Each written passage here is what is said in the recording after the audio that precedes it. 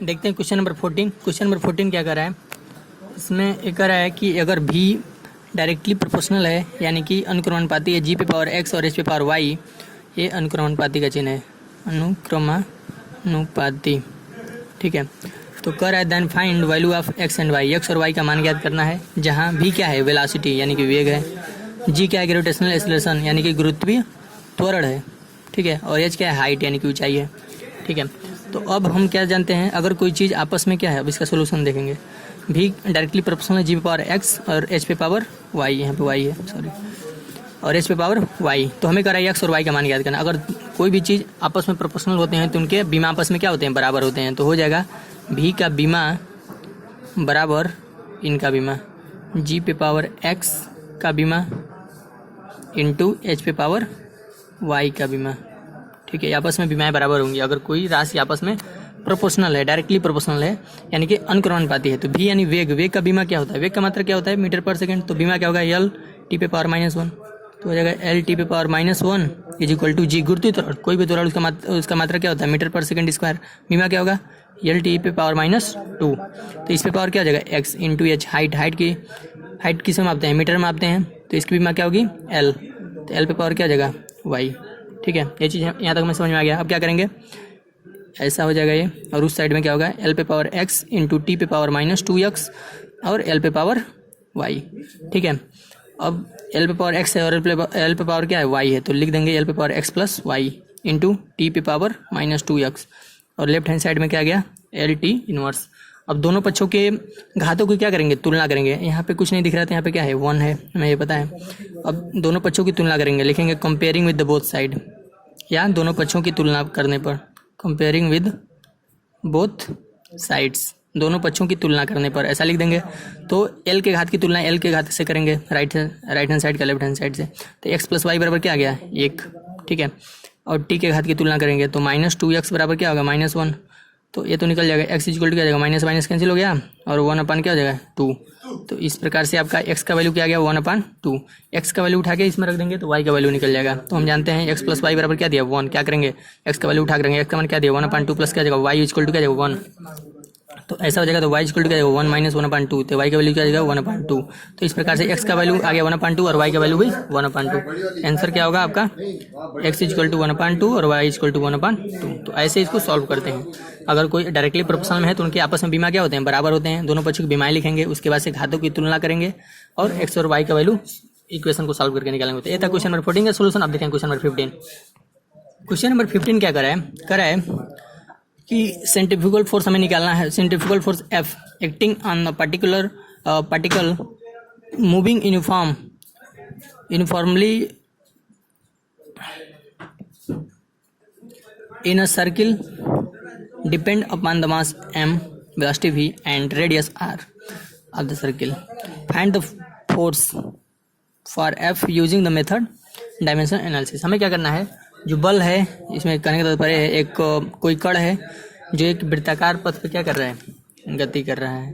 ठीक है, तो एक जब कोई बॉडी एक वृत्ताकार पथ पे गति करता है तो अंदर की तरफ एक बल लगता है जिसे हम लोग कहते हैं अभिकेंद्र बल। ठीक है, तो वह जो बल है किस पे निर्भर कर रहा है, उसके कण के द्रव्यमान नियम पर। जो बॉडी गति कर रहा है, कण गति कर रहा है, उसके द्रव्यमान नियम, वृत्त की जो त्रिज्या r है, मान कण का द्रव्यमान नियम है, वृत्त की त्रिज्या r है जिस सर्किल में वो गति कर रहा है, ठीक है r, तथा कण का जो चाल है वेलोसिटी v, स्पीड v, उस पर निर्भर करता है। तो कर रहा है इसके लिए अभिकेंद्र बल F का हमें सूत्र स्थापित करना है। ठीक है, एक कण क्षैतिज तल में वृत्तीय पथ में गति करता है, परिक्रमा करता है, उस पर लगने वाला अभिकेंद्र बल जो F है वह कण के द्रव्यमान यम, उस वृत्त की त्रिज्या r तथा कण के चाल v पर निर्भर करता है। तो इस अभिकेंद्र बल के लिए सूत्र स्थापित करना है। तो कैसे स्थापित करेंगे वो चीज़ देखते हैं। तो इसके लिए हम लोग माना अभिकेंद्र बल किस पे निर्भर करता है, अभिकेंद्र बल F जो है द्रव्यमान की घात यम पर, द्रव्यमान, हाँ ऐसे लिखेंगे, द्रव्यमान माना अभिकेंद्र बल द्रव्यमान m के घात a पर। ठीक है, द्रव्यमान यम के घात ए पर, चाल भी के घात बी पर तथा त्रिज्या आर से लिखते हैं आर के घात सी पर निर्भर करता है। ठीक है, हमने ऐसा मान लिया। तो अब क्या हो जाएगा आपका जो यफ होगा, अब जिसके भी घात पर निर्भर करेगा उसका क्या होगा, डायरेक्टली प्रोपोर्शनल होगा। तो यफ डायरेक्टली प्रोपोर्शनल किसको होगा, यम के घात ए, भी के घात बी और त्रिज्या आर के घात सी। अगर हम प्रोपोर्शनल का चिन्ह हटाएंगे तो एक नियतांक आएगा के, यम के घात ए, भी के घात बी और आर के घात सी। इसको मान लेंगे समीकरण नंबर 1। आगे क्या करेंगे, दोनों पक्षों की विमाएं लिखेंगे। दोनों पक्षों की विमाएं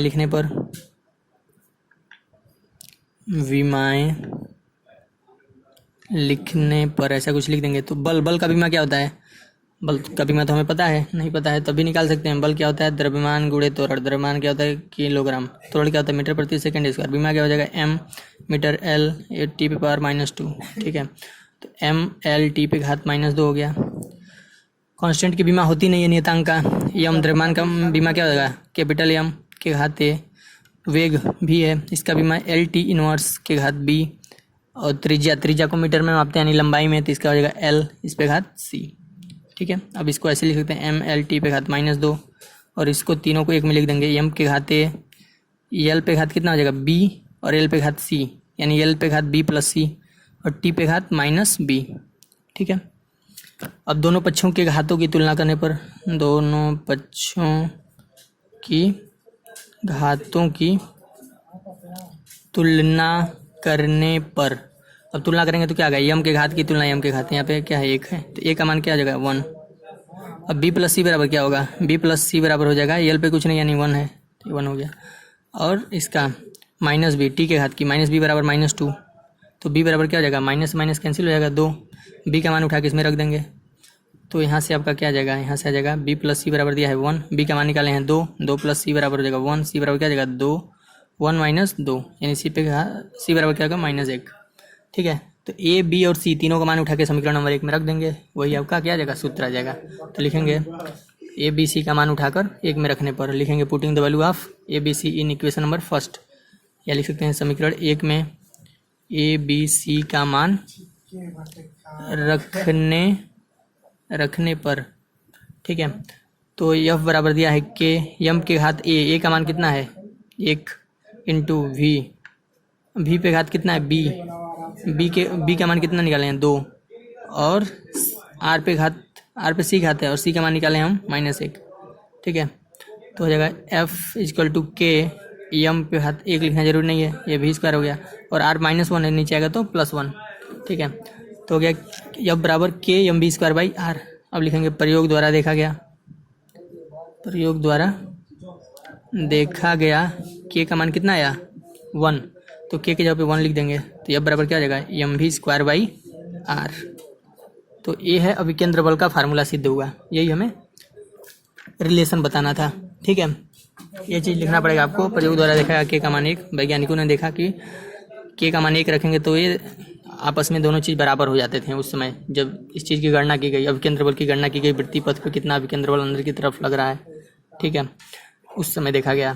तो ऐसे इस चीज़ को निकालेंगे। सबसे पहले जो भी चीज़ घात दिया है मान लेंगे कि द्रव्यमान ए की घात पर, चाल बी घात पर, त्रिज्या सी घात पर निर्भर करता है, डायरेक्टली प्रोपोर्शनल दिखा देंगे। प्रोपोर्शनल का चिन्ह हटाने के लिए एक नियतांक लगाएंगे के, इसको समीकरण 1 मानेंगे, दोनों पक्षों की बीमाएं लिखेंगे, तुलना करेंगे। ठीक है, ए बी और सी का मान निकालेंगे, ए बी सी तीनों घातों का मान निकाल के हम लोग क्या करेंगे समीकरण नंबर 1 में रख देंगे, तो ये आ जाएगा प्रयोग द्वारा देखा गया के का मान 1, तो फार्मूला गया M B square by R, यही हमें सिद्ध करना था। तो इस प्रकार से ये था बेमी विश्लेषण के कुछ सवाल। अगले वीडियो लेक्चर में हम लोग देखेंगे कि एरर्स पे कुछ सवाल। ठीक है, त्रुटियों के संयोजन पे, मल्टीप्लिकेशन पे और प्रतिशत त्रुटि, निरपेक्ष त्रुटि, अनेक त्रुटियों पे हम लोग अगले वीडियो लेक्चर में इस पर आधारित सवाल देखेंगे।